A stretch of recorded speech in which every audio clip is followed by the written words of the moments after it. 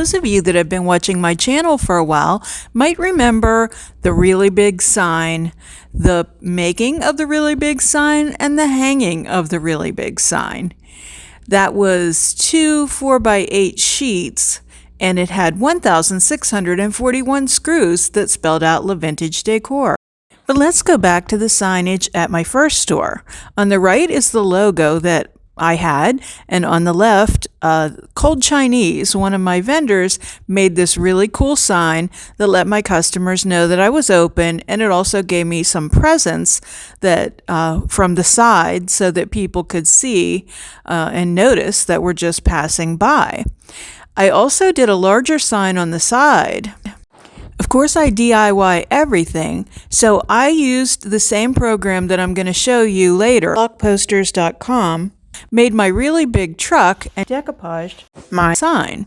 Well, I should have known better. The decoupage didn't last. However, the paint did, and that was painted on a plastic sheet that you use in a shower. Interesting. And here was the sign above the door at my first store. A little history lesson. This was my first logo. Those windows are actually derived from a photograph of my dining room windows when we first moved into our house. We put some stained glass in the windows, and that became the logo, and then it evolved into the truck. But take notice that the original logo is still on the door. My son Max did that logo, and we had t-shirts made as well. I derived the truck actually from clip art. You live and you learn, and I found out that that was a no-no. So I actually decoupaged it on a canvas, and then I also took some furniture that I actually painted, printed out the picture, and put it in the back of the truck, and then I painted it. I then photographed it, and I put it in my PixArt app, and I added LiQWYD Decor, and I often use that for my watermark. Then I decided a little bit later on that I wanted to update the font. So I went with more of a modern font, I thought, just a little cleaner looking, but I still loved my truck. And then, as you'll see, I decided to add a border to the logo. So that's how it appears on my social media. So let's get back to changing that sign. So you know me, I have to repurpose everything. So I'm removing all of the screws, all 1,641 screws. Actually, not quite that many because this is just from one side of the sign.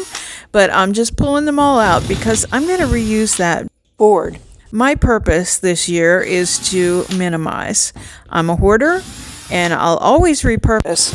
But instead of bringing new things in to repurpose that are old, so new old things to me, I'm going to repurpose my old things, therefore reducing the size of my collection. Does that make sense?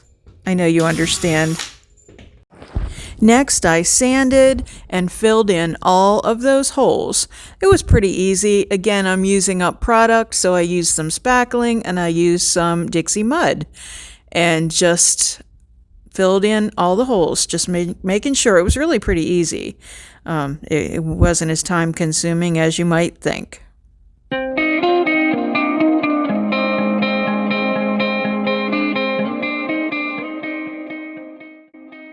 And then when it was dry, I sanded everything so that it wasn't too rough. I'm not too particular about this. This material is actually outdoor paneling, and it has a texture to it that's similar to wood grain.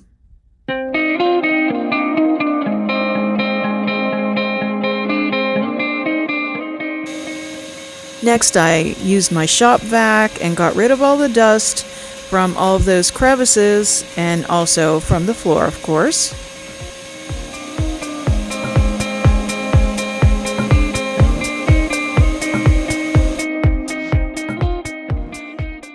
Next, I measured.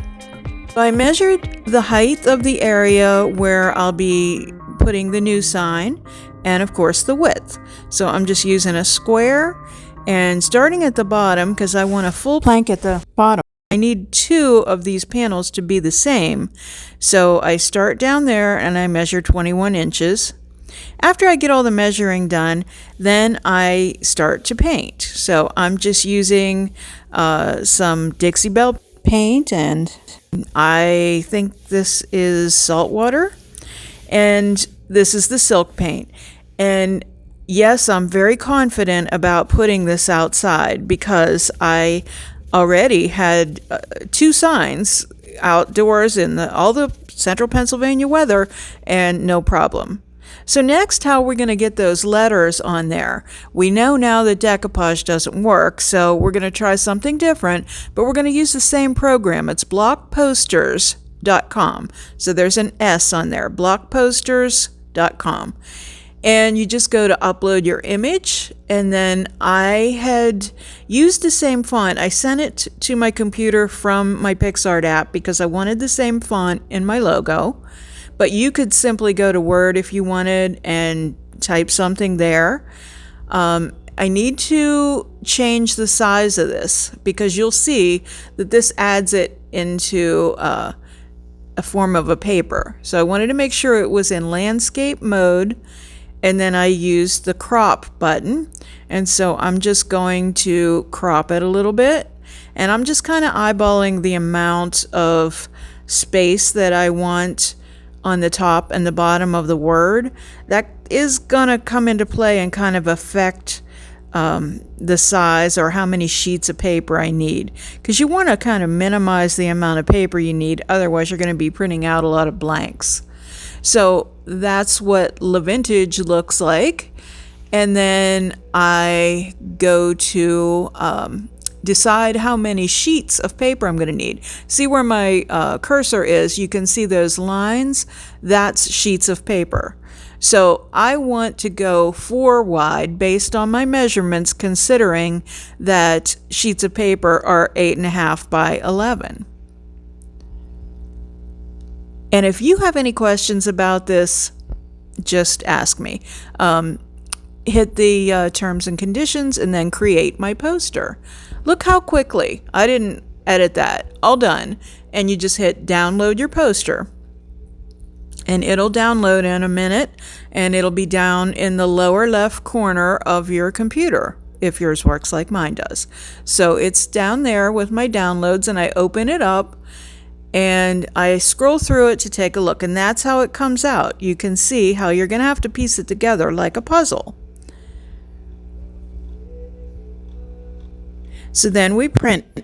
When you select print, this particular one says it has 9 pages, or 10 pages rather. I want to eliminate, now it does say 9 pages, I want to eliminate the first one, that one right there, because it's basically not even instructions. They used to put more instructions on there, and now they tell you to go to blockposters.com for instructions. So I'm going to select, of course, landscape, and then gonna do the drop down and select pages 2 through 9. I'm just gonna type that in.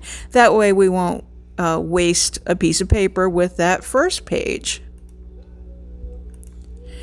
So I hope you are liking this idea, and you're maybe curious as to how we're going to get that image onto the sign, but my concern was getting it all large enough first.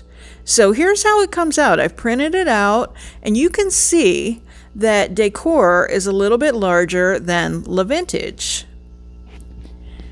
So what you're going to have to do is stay tuned for the exciting conclusion as to how I get this on that sign, because we know decoupage doesn't work, and how we get those sizes to meet. So stay tuned for part 2, which is the installation, and completion of this sign, which is the not quite so big sign, but it needs to cover this place. You can see the old names of the business were there, and I do have some signage on my door, so it's looking good. And here's what I've got done so far on the inside. So I appreciate your support. I appreciate you watching. There's now a super thanks button if you want to support my channel even more, and also the Amazon wish list. And I just so appreciate you sticking with me and watching. I am going to be going on a trip. I'm going to go to Florida and paint my niece's kitchen cabinets. I'm not sure whether we'll be doing our live Tuesday talks or not. So if you don't see me on there, come back and see me again. And there's that workshop. Thank you so much for watching today. If you like this video, how about giving it a thumbs up and also share it with your friends? If you haven't subscribed, you'll want to do that so you don't miss anything. Visit us at LiVintageDecor.company, and on Instagram we're LiVintageDecor, and on Facebook we're LiVintageDecor Altoona. Stay well.